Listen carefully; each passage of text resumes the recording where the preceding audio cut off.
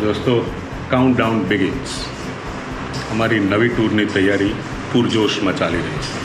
તો અમે ટૂર માટે જે દાળ તૈયાર કરતા હોય છે એની પ્રોસેસ આપણે આ વિડીયોમાં જોઈશું. સૌપ્રથમ જે તમે વિવિધ દાળ પસંદ કરી હોય એને ધોઈને આ રીતે લૂછી નાખવાની અને પછી તાંસડીમાં નાખી એ બ્રાઉન કલરની થાય ત્યાં સુધી એને શેકવાની. આ રીતે આ દાળ શેકાઈ ગઈ અને આ જે વિવિધ મસાલા છે એ અમે આ પ્રમાણમાં લીધા છે.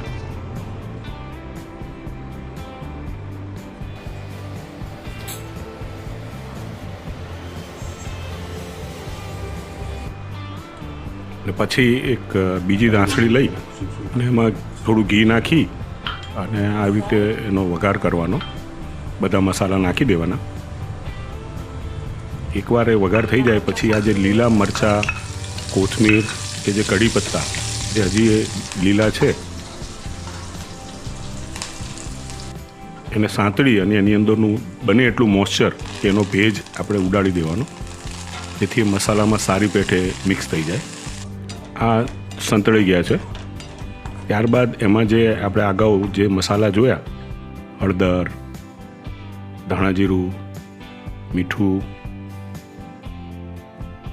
આમચૂર પાવડર, મરચું, ધાણાજીરું, ગરમ મસાલો આ બધું નાખી અને એને એકદમ આવી પેસ્ટ જેવું બનાવી દેવાનું. આ બની ગયા પછી હવે જે આપણી દાળ છે એ હવે લગભગ ઠરી ગઈ છે, તો એને આવી રીતે આપણે એને ગ્રાઇન્ડ કરી નાખીએ. આટલી બારીક એ ગ્રાઇન્ડ થાય ત્યારબાદ એ દાળ જે છે એ આપણે જે મસાલાનું પેસ્ટ તૈયાર કરી એની અંદર નાખી દેવાનું અને સારી પેઠે હલાવી લેવાનું.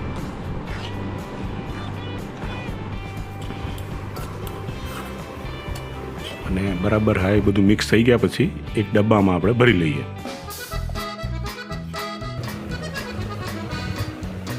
જો દાળ આવી દેખાય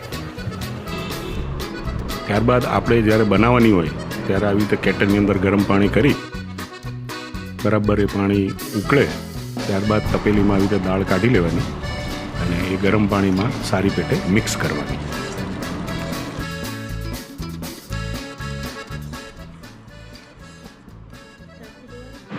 તો આ થઈ અમારી દાળની પ્રક્રિયા. આ દાળ એમાં વઘારની કોઈ જરૂર નથી હોતી, એમને જ ટેસ્ટી હોય છે.